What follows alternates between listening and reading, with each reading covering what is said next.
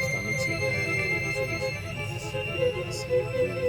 Sondier, c'est le plus important. Donc, alors c'est parti. Donc, eh bien, Marie, je te laisse faire les présentations. Eh bien, bonsoir déjà. Merci Hervé et à Guy d'être là. Déjà, merci de m'avoir mis ce livre entre les mains parce qu'il m'a beaucoup touchée. J'ai beaucoup aimé l'écriture et puis toute l'histoire qu'il y a derrière, cette rencontre qui a eu lieu ici. Et oui. Et est-ce que vous pouvez nous la raconter ? Ah oui, je vous raconte ça. Bonsoir à toutes et tous. Alors, l'histoire, effectivement, on est à la librairie des Tropiques. 63 rue Raymond Losserand, Paris 14e. C'est bien de le rappeler. C'est très important. Tu passeras pour le chèque. Ouais. Et il se trouve que il m'est arrivé de venir ici parce que j'ai eu la chance de publier un ou deux bouquins, dont Dominique, qui à l'époque était en charge et responsable de cette magnifique maison, avait accepté que je vienne dédicacer et présenter le bouquin à la demande de mes éditeurs de l'époque. Et il s'agit de Laurent Beccaria, puisque c'est deux bouquins qui étaient parus aux éditions des Arènes. Et en fait, cette histoire nous renvoie à 2008. Alors ça ne nous rajeunit pas, puisque donc en 2008, c'est-à-dire il y a 14 ans maintenant. La preuve, là-bas. Voilà. Et donc j'étais là-bas, parce qu'à l'époque, il ne devait pas faire très beau, on était à l'intérieur, il y avait des bouteilles de rouge, il y avait pas mal de monde. Il y en aura encore. Voilà, c'était juste une question. Des copains... Je te rassure. Des copains étaient venus pour m'accompagner, parce que c'est toujours, et Hervé le découvre, c'est compliqué de se découvrir, d'être avec les gens. Écrire, c'est joli, on est dans son coin, alors on y arrive pas, mais après, quand il faut discuter avec les gens, c'est toujours un peu plus compliqué. Et donc, il y avait pas mal de monde, et puis tout d'un coup, la porte s'ouvre, et je vois un gars qui vient vers moi, là, comme ça. T'es moins barbu à l'époque, hein. Et... qui vient me voir. Alors il se trouve que j'écrivais, et puis je travaillais à la radio, et puis j'écrivais beaucoup sur Internet, etc. Et ce garçon vient en face de moi, je vois bien qu'il est un peu timide, un peu sauvage, et je comprends assez rapidement, parce que je suis extrêmement perspicace, que Hervé, dont je ne sais pas encore qu'il s'appelle Hervé, vit dans la rue. Et qu'il est venu avec son sac, son bordel, il fout le bordel au milieu là. Et il me dit voilà, alors il me tutoie tout de suite, c'est très bien, il me dit tu sais, je t'écoute à la radio, j'adore ce que tu fais, et puis je lis ce que tu écris sur Internet, je vais dans les cybercafés, on allait dans les cybercafés à l'époque, hein, c'est ça. Et pour lire l'épicerie. Pour lire blog, truc, machin, donc c'est très touchant de rencontrer les gens comme ça, comme c'est touchant pour Hervé de vous rencontrer aujourd'hui. Hein. Et donc voilà, on sympathise... et puis je lui dis donne-moi ton téléphone, parce qu'il avait déjà un téléphone, etc. Puis on va rester en contact, etc. Et effectivement, j'ai énormément de défauts, très mauvais caractère, mais quand je dis on va rester en contact, on reste en contact. Et petit à petit, on s'apprivoise, enfin c'est surtout moi qui essaie de l'apprivoiser, parce que c'est un peu plus compliqué dans ce sens-là. Et puis il finit par me dire, je ne sais plus très bien comment, ni je ne sais plus très bien où, qu'il écrit. Ah, je dis, ah bon ? Ah bah ça c'est rigolo, parce que moi j'ai fait beaucoup d'éditions, j'étais éditeur, j'écris, etc. Bon, ok, tu veux bien me montrer ? Et donc, je regarde, alors c'était des carnets, je regarde et il y a cette très belle écriture déjà, et puis je lui dis, tu sais, c'est vachement intéressant quand même, moi je suis un petit peu de la partie, ça mériterait d'être prolongé, que tu travailles, il y a quelque chose à faire.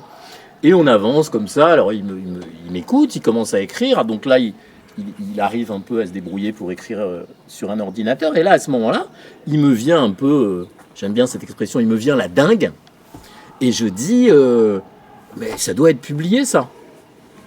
Donc fais-moi 10 pages ou quelque chose comme ça, et puis je vais essayer, je connais quand même des gens dans l'édition, je vais bien y arriver. Et c'est là que les emmerdes ont commencé, la galère a commencé. Et on en a croisé des éditeurs. On en a vu. Tu as déjeuné avec des éditeurs. Ils nous ont offert à manger. Il y en a un qui t'a donné un ordinateur même. pour que tu écrives. Et puis à chaque fois, Hervé me disait, ouais, c'est pas mal ça. Et moi, je disais toujours à Hervé, s'il n'y a pas de contrat, il n'y a pas de livre. Voilà. J'ai toujours fait comme ça. C'est pas une histoire d'argent. On parle pas. J'ai pas dit s'il n'y a pas d'avance. J'ai dit s'il n'y a pas de contrat, c'est-à-dire un monsieur qui signe un papier en disant je vais publier là. Et donc à chaque fois, plusieurs fois, nous nous sommes trouvés. Et Hervé s'est trouvé dans la même situation avec des gens plutôt sympas d'ailleurs, mais qui n'allaient pas au bout. Alors peut-être ils n'avaient pas confiance, peut-être ils y croyaient pas. Bon. Et moi j'étais sûr que ces gens se trompaient. Et il y a environ un an, j'ai remis un an ou un an environ, j'ai tapé du poing sur la table parce que comme je suis chômeur, j'ai du temps et j'ai tapé du poing sur la table sur Internet en disant mais ça va quoi.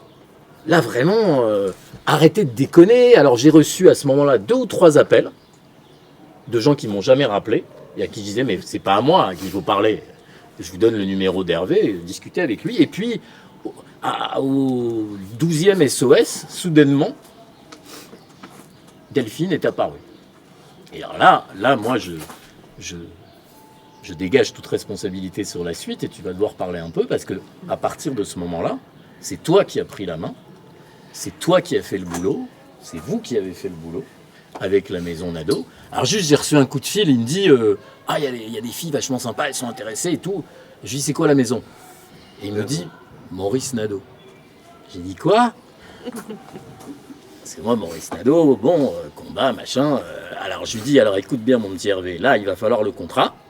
Parce qu'il n'y a pas de livre s'il n'y a pas de contrat. Mais c'est vachement bien. Et là je me tais, parce que la suite, elle se passe ici. Donc on avait découvert avec Adeline des bouts de ce que t'écrivais Hervé sur Twitter. Donc des bouts de texte en fait. Et ce qui saute immédiatement au visage, c'est la langue. Et une langue très très très singulière. Et il suffit d'une phrase, de 2 phrases que permet Twitter pour s'en rendre compte. Et effectivement, on s'est dit, bon là, il y a une pépite. Et il faut juste être à tes côtés. Et voilà. Et c'est ce qu'on a fait, effectivement. On a signé un contrat avec Adeline au Bistrot des Oies. Donc c'était symbolique pour toi aussi, puisque c'est un lieu important, peut-être qu'on en parlera. Et puis ensuite, ce qu'il faut quand même souligner, c'est que Hervé, tu as travaillé comme un dingue, vraiment, pendant des mois, pour donner ce recueil de textes. Et la deuxième chose qu'il faut souligner, c'est qu'on n'a rien retouché, du tout. Rien. Pas une virgule, 2-3 majuscules, c'est tout. Mais voilà, c'est important de le souligner. J'ai un problème avec les majuscules. Il y en avait certaines qui étaient très très fortes, très très pertinentes, etc. Puis, mais bon, c'était très généreux en majuscules. Voilà, c'est vraiment la seule chose à laquelle on a touché, sinon on n'a rien touché parce que c'est une écriture qui ne se touche pas. Non, puis Guy a oublié de préciser une chose, c'est quand tu m'as proposé, tu m'as dit, écoute, on est en train d'élaborer le contrat, j'ai envoyé un SMS à Guy, je lui ai dit, écoute, Nadeau veut me signer, il m'a dit fonce. Je lui ai dit, si Guy me dit fonce, donc j'avais plus d'inquiétude à avoir, quoi, parce que j'ai eu tellement c'est pas des camouflés, mais on va dire des promesses qui sont pas tenues, des rencontres qui n'ont pas eu lieu. Hein. On m'a donné des rendez-vous, puis finalement c'est annulé, patati patata. Donc finalement on laisse vite tomber, surtout que je vivais encore dans la rue. Enfin, je vis encore dans la rue, mais de façon un petit peu plus posée aujourd'hui. Mais à l'époque, c'était pas évident d'écrire et de se projeter. Et là, quand Guy me dit fonce, là, j'y crois, quoi. Je me suis dit, allez, vas-y, c'est bon, Hervé, t'y vas, et puis on verra bien. Et puis, voilà, il y a ce bel objet qui est là maintenant, et que j'ai encore du mal à réaliser un petit peu, quoi. J'avoue.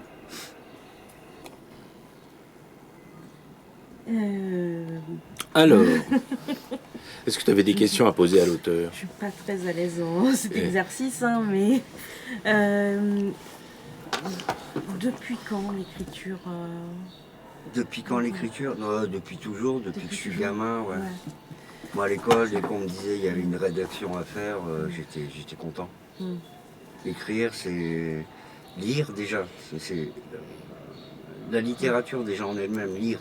Même lire n'importe quoi. Quand on est gamin, on lit n'importe quoi, on comprend rien, mais c'est pas grave. On lit des mots, etc. J'adorais aller chercher dans le dictionnaire la définition de tel mot, tel adjectif, etc.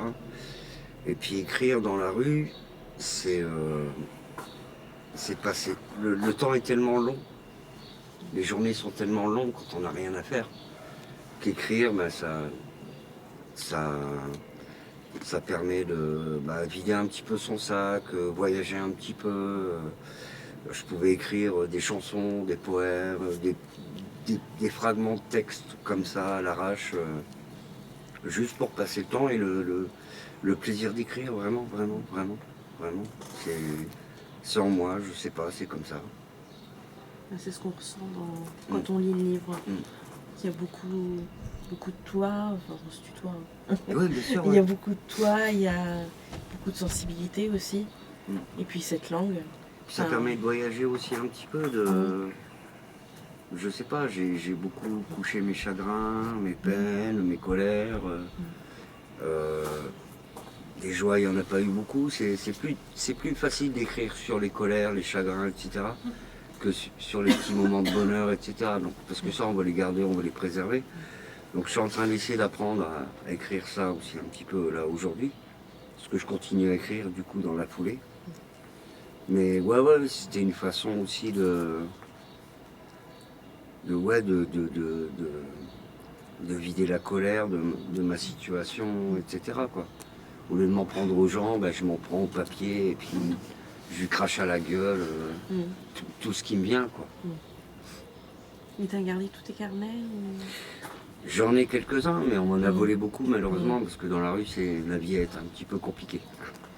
Donc non, j'en ai perdu beaucoup malheureusement. Donc c'est pour ça que le travail qu'on a dû faire en l'espace de 9 mois, je crois, ça a été pour ça que j'explique au départ en préambule, j'ouvre les tiroirs un par un, parce que j'ai dû garder dans ma tête, dans mes tiroirs cérébraux,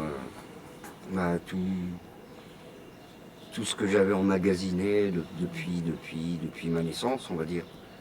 Et donc après, tu ouvres un tiroir et tu balances un passage, tu ouvres un autre et ainsi de suite. C'est pour ça que le livre, il n'est pas chronologique, il n'est pas... Oui, mais moi, c'est ce que j'ai trouvé d'agréable dans le livre. C'est pas un énième témoignage Ah oui, c'est ça. où Non, mais c'est pas, je ouais. suis née à telle date. C'est ce qui rend... Enfin, c'est le sel du livre.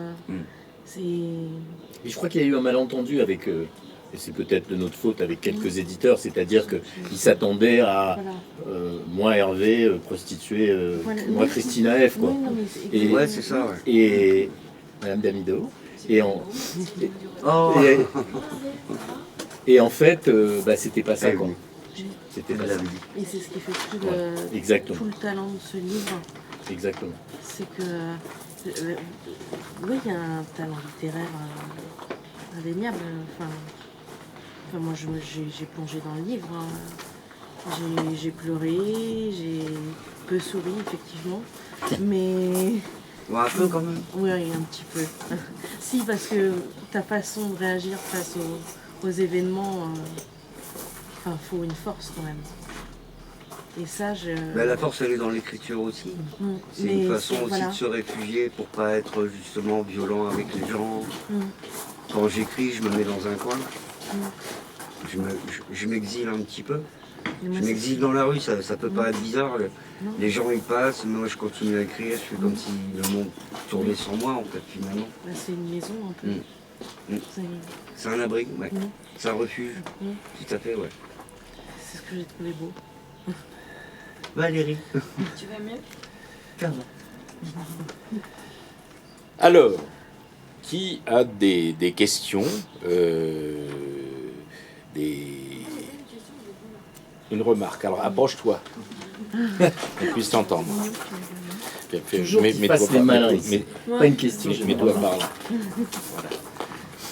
Mets-toi derrière Guy. Comme ça, on te verra. Derrière Guy. Voilà. On te verra et on t'entendra.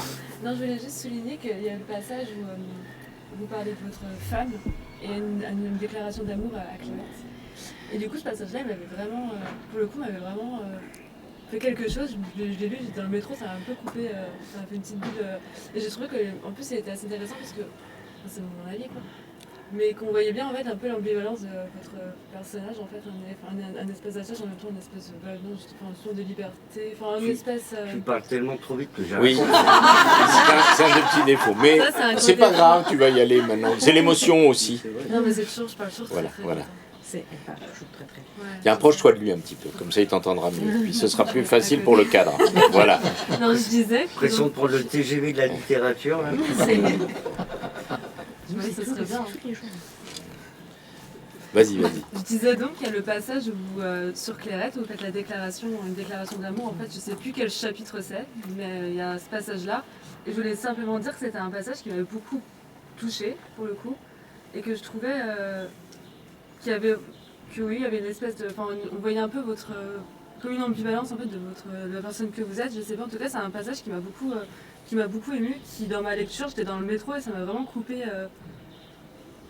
du quotidien comme ça m'a mis dans une bulle et en fait j'ai trouvé ça vraiment beau et du coup je voulais le... C'est le passage où finalement j'explique que je suis très amoureux d'elle et qu'en même temps il faut que je la quitte. C'est ça, il y a une espèce de Que je la rends malheureuse quoi.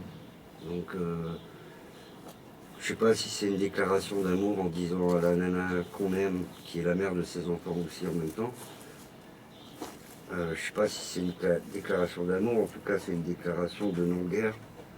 Je voulais pas la faire souffrir, je la faisais souffrir et je voulais pas. En tout cas, si c'est pas une déclaration d'amour, je ne sais pas si ça l'est, mais c'est clairement, en juger par l'effet produit sur la lectrice, de la littérature, cher ami. Parce que c'est une assez bonne description de ce que peut produire la littérature. Un des passages les plus douloureux à écrire. Parce que je suis face à moi-même en me disant, ben voilà, je suis une ordure, je la fais souffrir, elle est assise dans la salle de bain en train de pleurer. Et c'est à cause de moi. Donc il faut partir. Donc ouais, c'était je crois, le passage le plus... J'en ai beaucoup discuté avec Florence Fantini qui fait la poste-passe, qui malheureusement ne peut pas être là. Où j'ai envoyé le passage, comme c'est une femme, je me suis dit elle va peut-être comprendre où je veux en venir et elle m'a dit tu n'aurais pas pu mieux écrire ce passage-là que cette rupture et cette prise de conscience où je suis un homme alcoolique qui fait du mal à la femme qu'il aime et qu'il aime aussi quoi. Donc j'ai essayé d'être au plus proche possible de ce que je suis. Sans phare, sans essayer de prendre des sentiers un petit peu à la con romanesque et tout, non. Être cru. Ouais, ça marche. Tu as été Ça cru répond. et cru. Ça marche. Alors. Droit, moi je suis Et cru, oui, parce que... quelqu'un de droit. Enfin, ouais, Honnête. honnête et... Je trouve. Puis avec mes mots du moment, parce que c'est aussi des moments... Il y a beaucoup de passages où j'ai écrit où je suis en larmes. Mais on le ressent. Où je me demande si... Mais ces moments-là, on les ressent. J'hésitais à vraiment. envoyer à Delphine pas mal de passages en me disant mais non, vas-y, c'est bon. Puis après, comme Guy m'a toujours, tu te brides pas, il m'a toujours dit, tu te brides pas, tu envoies. Et Delphine m'a toujours dit, envoie Hervé. Et donc je l'ai fait et puis je leur ai fait confiance quoi. Je me suis dit après on verra bien quoi. Alors si c'est de la littérature là maintenant, waouh, j'avoue que je suis encore un peu désarçonné par ce mot, écrivain, littérature. Bah, tu le vois par les effets produits. Oui, C'est le fait d'être confronté à des lectrices, et tu vois que ça produit des effets. mais comme le dit souvent Florence, je me sous-estime. Donc Non, je vais juste ajouter sur le processus d'écriture de moi, de ce qu'on a pu voir. C'est-à-dire que, en fait, c'est très difficile d'écrire ce type de texte parce que c'est très intime. Et comme tu le disais, il y a eu énormément de passages qui étaient très très durs, même durs physiquement pour toi à écrire, dont certains que tu as repoussés jusqu'au dernier moment et où tu nous disais, en fait non, celui-là, je vais l'écrire, mais ça va être le dernier parce que c'est le sprint final aussi de l'écriture. Voilà, donc c'est pas du tout anodin d'écrire comme ça ces textes-là parce que en fait, et c'est ce que tu dis là, c'est-à-dire que c'est d'une certaine manière vraiment se mettre à nu. Et quand on écrit, voilà, à nu, à vif, et quand en plus, ce qui est très important, enfin pour nous, c'est que là où tu es vraiment à nu, à vif, c'est aussi dans ta langue. C'est-à-dire qu'il y a justement plus de barrière à cette langue. C'est-à-dire qu'elle jaillit. Voilà ce que je pourrais dire. Et que du coup, en fait, l'exposition, elle est partout. Elle est dans ce que tu racontes, mais elle est aussi dans la langue. Et c'est peut-être ça qui est le plus impressionnant, à mon avis. Voilà. Votre titre me fait penser à un autre titre. Peut-être y avez-vous pensé, la littérature à l'estomac. Oui. Ah. Je pensais que ça pourrait faire de vous aussi un grec. À l'estomac, ouais. La littérature à l'estomac. C'est un livre sur la critique littéraire, la littérature à l'estomac. Hervé, il est loin de ça, il est dans la... Non, c'est le titre. J'ai bien compris. Ah ben, pour rejoindre ce que vous dites, moi j'aime bien citer Léotard. Pas le ministre, hein. Tu veux dire son frère? Son frère. Oui, Philippe. il y avait le ministre de la Défense et le sinistre de la Défense. Non, mais qui écrivait magnifiquement, et que moi j'adore, j'aime beaucoup le paraphraser. Il disait: j'écris au coin, au bal de la vie, à genoux, à cheville, sur l'écorce du monde où pissent les chiens. Je fais de chaque mur un lascaux du verbe, mais je ne touche pas au visage des choses, je leur visse le ventre. Voilà, on touche l'estomac, on percute. Oui, Ouais. je pense que c'est dans ce sens-là que monsieur évoquait Oui, l'estomac. Bravo. l'estomac. L'arbatus prodeo, à l'amour comme à la guerre. Juste pour vous, c'est mon copain des cartes. C'est plus Léotard. Mais c'était le sous-titre de son propos. Ah bon? À l'amour comme à la guerre, l'arbatus prodeo. Je vous conseille le CD de Léotard. Ah ben, Si on le trouve pas vous, Gérard. je le connais par cœur, on le trouve plus. On le trouve plus. Bon, en revanche, on trouve le livre d'Hervé. Oui. Ça. Ah, Dominique, tu retrouves ton taf. C'est un art. Connais. Donc, Hervé, son public venu nombreux, qui a l'air d'être fasciné, mais enfin, c'est peut-être l'occasion de prendre la parole, cher public. Pas de... Je voudrais vous demander quelque chose parce que vous écrivez sans aucune complaisance sur vous-même, ce qui peut arracher des larmes. Ça s'est passé pour moi. Alors je ne vais pas vous demander si vous allez mieux maintenant que le livre est sorti, mais je veux dire ça doit être extrêmement difficile. Alors est-ce que des phrases qu'on sent sorties de vous-même avec la douleur qu'elles amènent, est-ce qu'en fin de compte elles ont été travaillées ou elles sont aussi violentes que ce qu'on peut ressentir? Non, je pense qu'en écrivant ce livre, j'ai dépensé 2 psychiatres et autant de canapés rouges. Non, mais ça a été... ça m'a fait un bien fou, ouais. Ça a été d'une violence souvent, mais ça m'a fait du bien en même temps. De poser moi-même des mots sur mes mots, quoi. Essayer de comprendre aussi un petit peu pourquoi j'allais si mal, pourquoi mes colères, parce qu'il s'agit beaucoup de colère quand on regarde bien. Donc, est-ce que j'ai besoin d'aller voir un psychiatre, etc. pour tout ça? Ça m'est arrivé. Ça n'a jamais duré très très très longtemps. Non, mais l'écriture, c'est salvateur. C'est vraiment...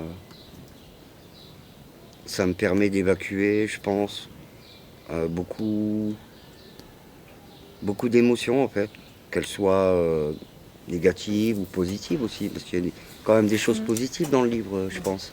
J'ai réussi à en semer quelques-unes. Là, il y a il y a 2 poumons. Bah, mais du poumon, oui, c'est sûr. Ouais.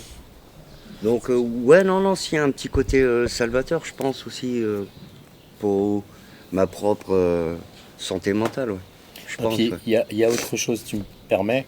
Il y a un truc qui est très important. C'est la reconnaissance. Ça fait des années qu'on lui dit. Sauf que là, Aussi, ouais. c'est le... Voilà, vous êtes là. Je raconte, j'étais dans ma voiture, j'écoute Le Masque et la Plume. Je suis sur l'autoroute de Normandie. Personne n'a rien fait, personne n'a téléphoné à Jérôme Garcin. D'ailleurs, personne ne peut téléphoner à Jérôme Garcin pour lui dire quoi que ce soit. Et là, j'entends... Ah oui, alors, mon coup de cœur, ce soir... Mais j'ai failli faire 2 tonneaux, quoi. Donc, immédiatement, de la voiture, je l'appelle, celui-là, je lui dis, mais hé, vieux, tu sais quoi? Alors, il réalise pas du tout. C'est ça qui est génial, parce qu'il a aucune idée de ce que ça signifie, en fait. C'est ça qui est chouette. Après, je l'appelle celle-là, j'ai cru qu'elle allait avoir une attaque.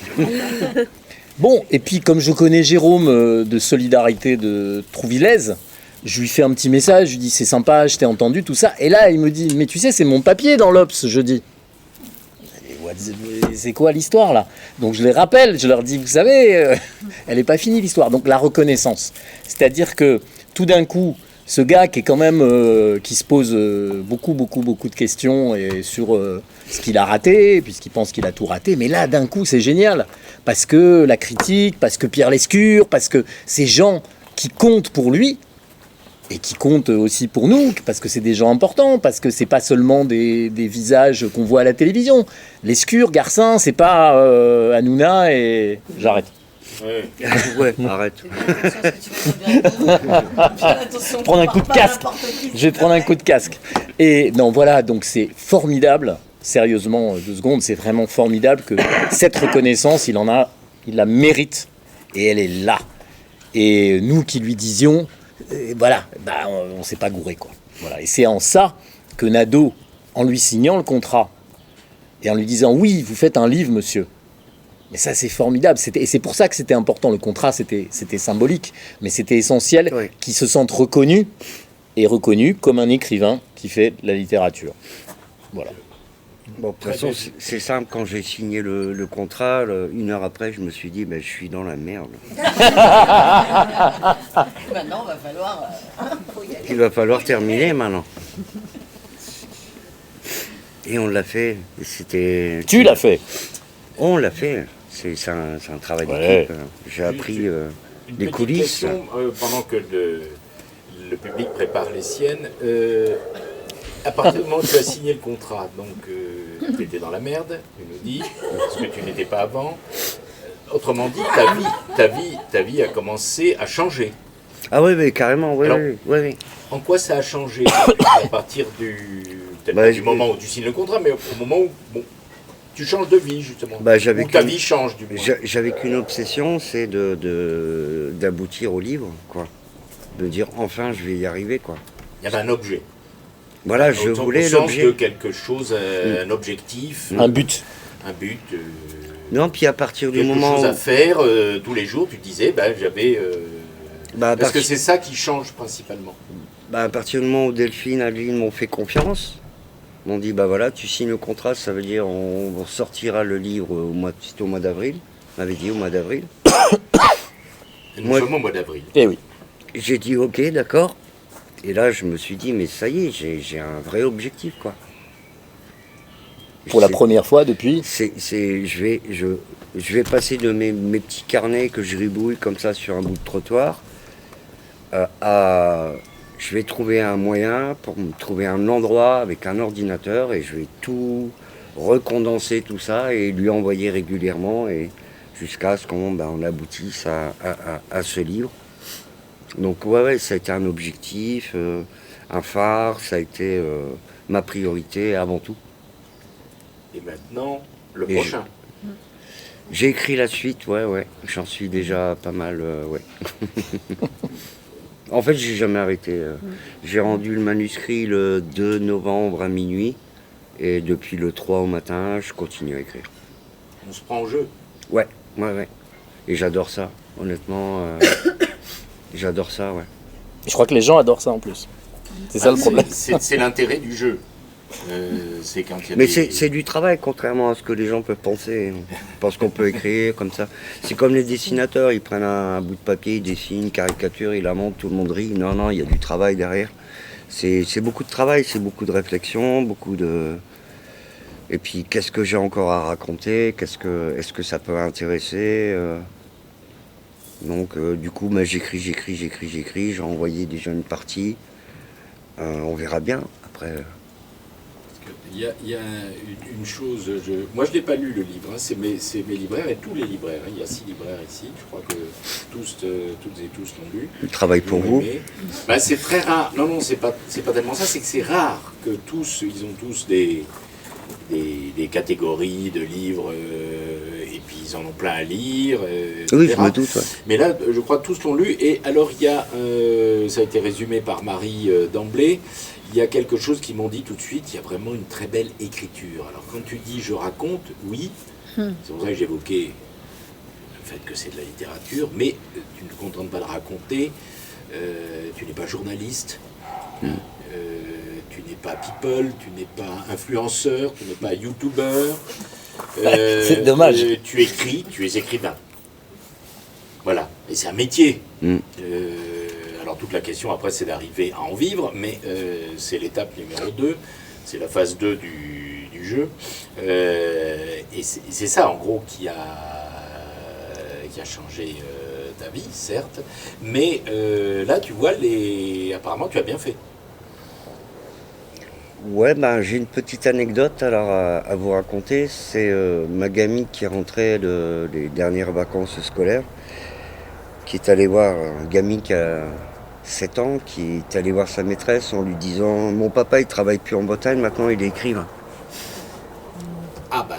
Venant de ma gamine de 7 ans, là, j'avais les larmes aux yeux, je me suis dit « Bon, ça y est, c'est bon. » Parce que j'arrive toujours pas à me considérer comme écrivain, parce que il y en a qui écrivent mieux, et puis bon... Il y en a qui écrivent plus mal aussi, hein. Et on en connaît pas mal. Il y en a beaucoup. Voilà, et on en connaît beaucoup. Moi, c'est un cri du cœur. Mais juste ça m'a bouleversé, donc je me suis dit, ben oui, ok. Donc pourquoi pas, oui, j'ai un statut maintenant. Écrivain, moi ça me convient bien, ouais. Et c'était un rêve en fait, finalement. Parce que j'en lis tellement d'écrivains, j'en aime tellement que j'ai toujours rêvé d'être ce genre de personne, quoi, qui se pose. Moi j'avais toujours le cliché de la machine à écrire et on écrit. On meurt sur sa machine à écrire, Citizen Kane, etc. Enfin, voilà quoi, c'était... Ouais. Citizen Kane, il meurt dans son lit quand même. Ouais, enfin, on le retrouve le front quand même fracassé sur sa machine, hein, si je dis pas de bêtises. Mais il a un dernier mot, oui, qui en dit long. Mais à ton éditeur vient d'arriver, comme tu l'as peut-être remarqué, donc tu peux le saluer. Il est... Toujours à l'heure, j'ai.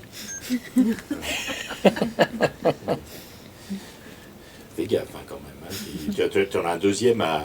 il était à l'heure pour me signer, donc ça va. Faut le ménager, ton éditeur. Il peut prendre des largesses montrer, après. Il est là, il se cache, il est un peu en retard, mais il est venu quand même. Voilà.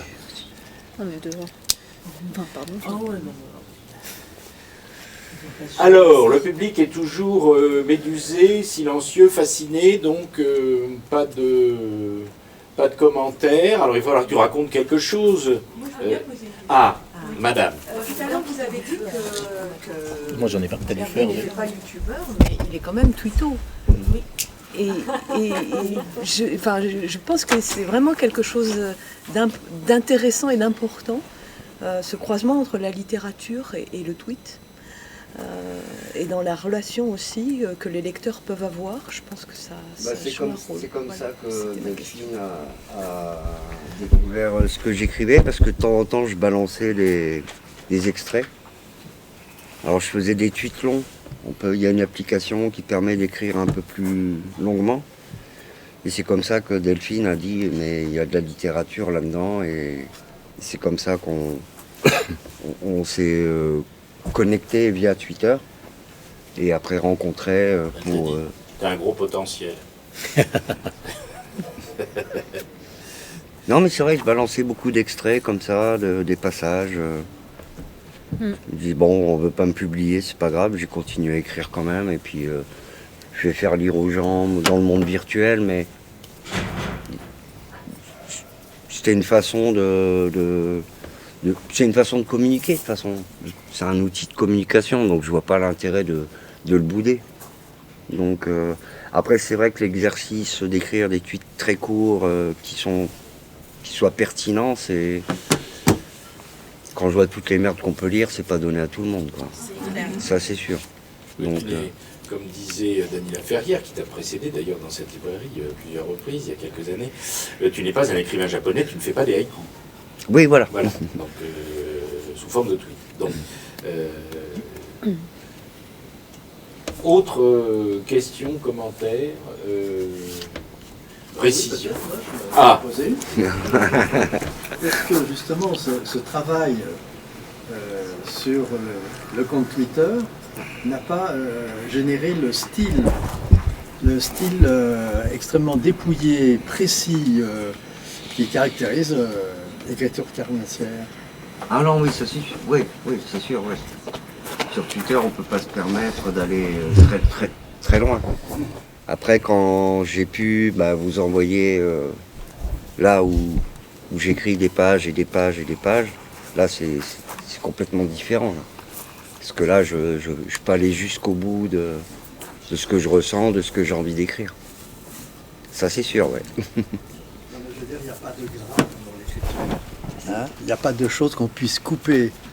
Il y a une sincérité et juste le mot précis qu'il faut pour s'exprimer. Oui, c'est assez rare. Hein, c'est un exercice un peu... Ouais, faut être juste avec les mots, ouais. Après, il est économe de sa parole aussi, globalement. Là, il parle, c'est un miracle. Mais c'est pas non plus... Oui, il y en a d'autres qui ont une faconde, voilà. spontanée, c'est un métier, naturelle, qui disent beaucoup de conneries. mais donc, c'est pas seulement lié à Twitter, je crois que c'est aussi lié à Hervé, c'est-à-dire qu'il cherche le bon mot. Puis j'écris pour me taire, surtout. C'est ça. Je n'ai pas compris. Il y a autre chose, c'est ce que tu nous as dit récemment, mais c'est une affaire de regard. C'est-à-dire qu'il y a des choses que tu vois que tout le monde ne voit pas. Et c'est aussi la longue expérience de la rue, hein, quand ce que tu me racontais. Quand tu es dans la rue, en fait, il y a le temps à tuer, mais aussi le temps pour regarder l'infime, le microscopique, l'invisible, en fait. Et c'est aussi ça qui surgit dans tes textes. C'était l'objet au départ de Aura du Sol, c'est de parler de ce... Moi, je passe, on va dire, grosso merdo, je passe beaucoup de temps assis sur un bout de trottoir à observer le monde qui m'entoure. Et donc forcément, au ras du sol, moi je vois plein de choses que vous ne voyez pas, j'entends des choses que vous n'entendez pas, je perçois des choses que personne ne perçoit, et donc du coup, ça alimente mon imaginaire, ça alimente ma réflexion, ça alimente ma façon de voir les choses. Ouais, c'est sûr, bien sûr. Ouais. Et c'est peut-être pour ça que, comme Gilles disait, choisir les bons mots au bon moment... c'est pas... Je voulais pas d'une écriture un peu banale, on va dire. Il y a une image, parce que en fait, quand tu racontes l'étang de ton enfance au foyer, c'est très frappant parce que il y a ces araignées, et en fait, la fascination pour le fil tellement fragile et tellement beau, il y a une espèce de pureté en fait là. Mais ça ferait peur à tout le monde, alors que moi ça me fascinait, quoi. Ouais, voilà. Tout le monde a peur des araignées, et moi non. On les voit rarement, les fils d'araignée, en fait. Bah ouais, mais il faut prendre le temps. Voilà. Faut être là au petit matin, l'arroser, etc., les observer et voir tous ces diamants qu'elle tisse. Ouais. Mais ça, c'est des souvenirs d'enfance qui sont gravés à tout jamais, quoi. Mais qui sont liés aussi à beaucoup de solitude, beaucoup de mélancolie, beaucoup de... parallèlement. Donc c'est joli à écrire, mais en même temps c'est douloureux parce que ça me rappelle mon enfance un petit peu comme ça à l'arrache, où j'étais pas très heureux, quoi. Mais donc je trouvais ces petits bonheurs là dans des toiles d'araignée. Ça peut paraître comme ça un peu bizarre, mais c'est la recherche de la beauté aussi. ouais, il y a aussi ça, oui, ouais, bien sûr. Quand je parle de diamants, avec la rosée, tout ça, c'est magnifique. Le spectacle, il est fabuleux, quoi. Il faut que tout le monde le voit, ce truc-là, un jour au moins. C'est un spectacle. Quand on est à la campagne et qu'on voit, Bah oui. c'est super. Prendre le temps de s'arrêter, de regarder, ouais. Mais quand on a que ça à faire et qu'on s'ennuie quand on est enfant, c'est pratique. Alors, là, une fois de plus, je fais un commentaire de non-lecteur, puisque je suis le seul dans la librairie, mais moi je suis à la retraite, donc j'ai le droit à ne pas avoir lu le livre. Mais à la lumière des explications que tu viens de donner, du commentaire reprenant la citation de Descartes par le camarade Léotard, donc Larvatus Prodeo, je m'avance masqué, tu me fais penser une autre citation très classique à peu près de la même époque, qui est ce qui se conçoit bien s'énonce clairement, et les mots pour le dire viennent aisément. Alors apparemment, ton talent spontané d'écrivain, et y compris dans l'économie de moyens que vient de souligner comme une grande qualité, et je plus sois ton éditeur, et bien lié à ça, c'est que tu as bien saisi ces sensations, ces sentiments, ces réalités qui sont autour de toi, au ras du trottoir ou au bord de l'étang, et tu as cette capacité qu'ont relativement peu de gens malgré tout, de toucher mes libraires, les gens qui sont là autour, parce que justement tu as les mots pour les dire, et les mots pour les dire d'une telle manière que ça touche tout le monde. Alors là je parle sous le contrôle de ceux qui ont lu le livre. Est-ce que vous confirmez? Bon. Là-dessus, est-ce que ton chargé de com veut faire une conclusion? Moi, je suis pas chargé de com. Non. J'ai jamais été chargé de com. C'est mon garde du corps. Ton ami fidèle, ton Pygmalion, on peut dire même non plus. Non, pas du tout. Il n'a pas besoin de Pygmalion, il n'a pas besoin de mentor, il a besoin de rien du tout. Mais il a quand même, un grand garçon. Il a quand même besoin que tu fasses une conclusion ou que tu l'aides à faire lui-même la conclusion. Oui, moi je veux bien, ouais. Non, que je fasse la conclusion. Bien sûr. Non, mais... Ah oui. Ah bah tu vois. Ouais. Je croyais que tu allais la faire. Sangui. Voilà, Sanguinetti. Non mais de toute façon c'est dans la préface du livre et puis dans nos échanges respectifs. Sangui, j'y aurais pas cru, vraiment. Je serais pas allé jusqu'au bout. Moi, j'ai fait de l'édition, peut-être j'en referai un jour.